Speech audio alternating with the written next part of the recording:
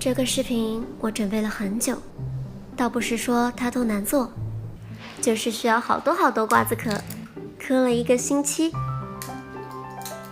嗨，我是拼命嗑瓜子、拼命吐瓜子壳的9月。过年没回家，我就自己做了腊肉，它已经不能简单的说好不好吃了，这简直就是幸福的味道。来给你们分享一下我家乡的腊肉怎么做。新鲜的五花肉买回来，先烫一下皮，皮有腥味，这样烫一下就好了。用刀刮干净，千万别用水洗，洗完再去腌，容易变质。腌肉的盐，在锅里加上八角、桂皮，小火炒一炒，让大料把香味都释放出来，然后均匀的涂抹在肉上面，每一面都抹上。放在盆子里腌5到7天，腌好了也不用洗，直接挂起来就好了。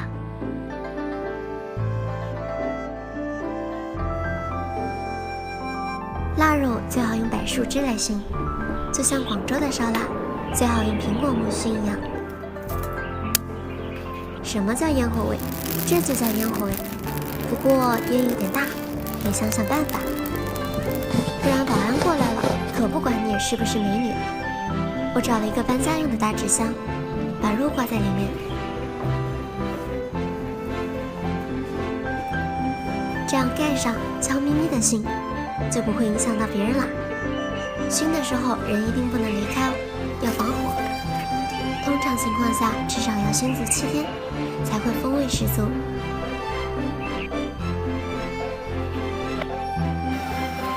做起来其实挺费时费力的。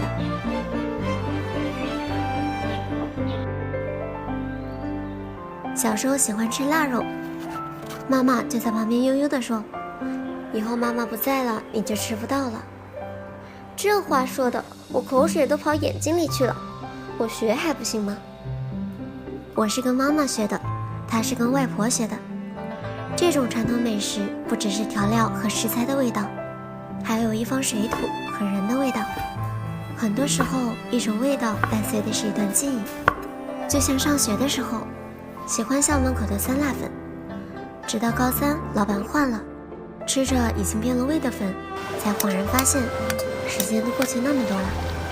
说好请我吃10包辣条的同学转学了，从此杳无音讯。闺蜜以前还有一个男朋友，现在没有。